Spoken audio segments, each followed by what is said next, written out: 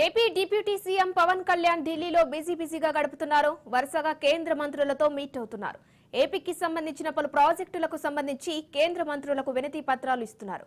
ఈ నేపథ్యంలో రెండో రోజు కూడా జనసేనాని ఢిల్లీలో పర్యటించనున్నారు.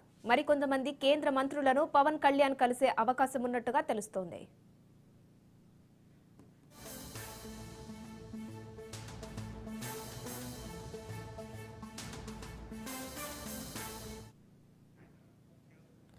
రాష్ట్రంలోనే గ్రామీణ ప్రాంత రహదారుల అభివృద్ధికి ఏఐబీ రుణంలో వెసులుబాట్లు కల్పించాలని కేంద్ర మంత్రి నిర్మలా సీతారామన్ కోరారు.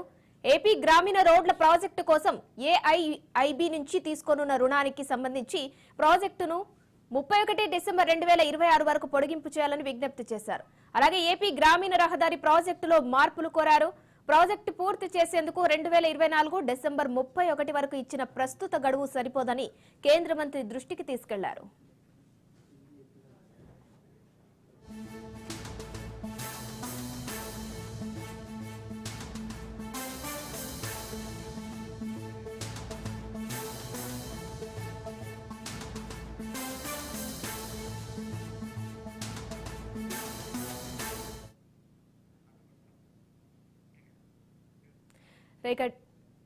డిప్యూటీ సీఎం పవన్ కళ్యాణ్ ఢిల్లీలో బిజీగా ఉన్నారు. రెండో రోజు పర్యటన కూడా కొనసాగుతుంది. దీనికి సంబంధించి మరిన్ని డీటెయిల్స్ మా ప్రతినిధి క్రాంతి అందిస్తారు.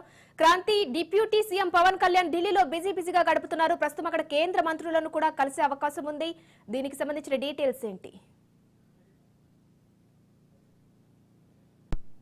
యశోమా, ఆంధ్రప్రదేశ్ ఉప ముఖ్యమంత్రి పవన్ కళ్యాణ్ 2 రోజుల పాటు అంటే నిన్న ఈ రోజు కూడా ఢిల్లీలో బిజీ గడుపుతున్నారు. నిన్న 4 కేంద్ర మంత్రులను కలిసిన పరిస్థితి ఉంది. ఈ రోజు కూడా ఒక 2 కేంద్ర మంత్రులను కలిసే అవకాశం అయితే ఉంది. నిన్న షెకావత్, చౌహాన్తో పాటు ఆర్థిక మంత్రి నిర్మలా సీతారామన్, అదేవిధంగా రైల్వే శాఖ మంత్రి అశ్విని వైష్ణవ్ కూడా కలిసిన పరిస్థితి ఉంది. రాష్ట్రానికి సంబంధించి రావాల్సిన పెండింగ్ ప్రాజెక్టులతో పాటు ఇతర ఆర్థిక వెసులుబాట్లు, అదేవిధంగా గతంలో ఏదైతే రోడ్ల మరమ్మతులకు సంబంధించి రోడ్ల నిర్మాణాలకు సంబంధించి ఈ డిసెంబర్ 31కి గడువు ముగుస్తుందో దాన్ని 2026 వరకు డిసెంబర్ 31 వరకు పొడిగించాలంటూ కూడా ఆర్థిక మంత్రి నిర్మలా సీతారామన్ కూడా కోరడం జరిగింది. ఈ నేపథ్యంలోనే ఈ రోజు కూడా ఢిల్లీలో పవన్ కళ్యాణ్ బిజీగా గడిపే అవకాశం అయితే ఉంది. మరోపక్క ఉదయం కేంద్ర మంత్రి భూపేంద్ర సింగ్ తో భేటీ కానున్నారు. తర్వాత ప్రధాని మోదీని కూడా కలిసే అవకాశం ఉంది.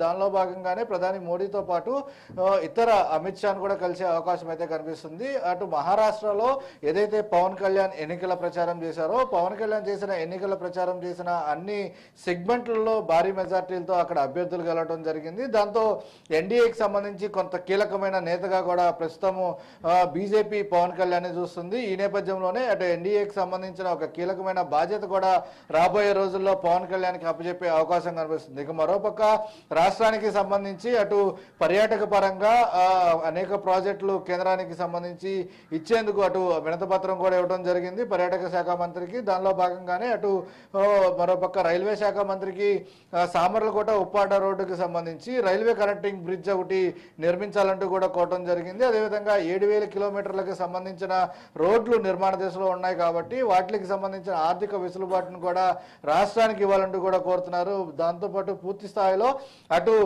విశాఖ రైల్వే జోన్ పేరు మార్పుకి సంబంధించి కూడా అటు రైల్వే శాఖ మంత్రికి కృతజ్ఞతలు తెలిపిన పవన్ కళ్యాణ్ ఈ నేపథ్యంలోనే అటు కేంద్ర పెద్దలతో పాటు కేంద్ర మంత్రుల్ని, అదేవిధంగా ఈ రోజు మోదీని కూడా కలిసే అవకాశం కనిపిస్తుంది. రాష్ట్రానికి సంబంధించి ప్రధానంగా రావాల్సిన నిధులు కావచ్చు, ప్రాజెక్టులు అటు పోలవరం కావచ్చు, ఇతర అమరావతికి సంబంధించిన నిధులు కావచ్చు, వీటన్నిటిపైన కూడా మోదీతో చర్చించే అవకాశం కనబడుతుంది. దాంతోపాటు ఇప్పటికే కలిసిన కేంద్ర మంత్రులందరికీ కూడా రాష్ట్రానికి రావాల్సిన నిధుల పరంగా నిర్మలా సీతారామన్తో భేటీ అయిన నేపథ్యంలో అటు పవన్ కళ్యాణ్ అడిగినట్టు కూడా కొంతమేర సమాచారం అందుతుంది. త్వరితగతిన అటు ఐఐబీపీకి సంబంధించిన నిధులు ఏదైతే రోడ్ల నిర్మాణానికి సంబంధించి కాలపరిమితి పెంపు అనే అంశానికి సంబంధించి కూడా పవన్ కళ్యాణ్ కోరారు.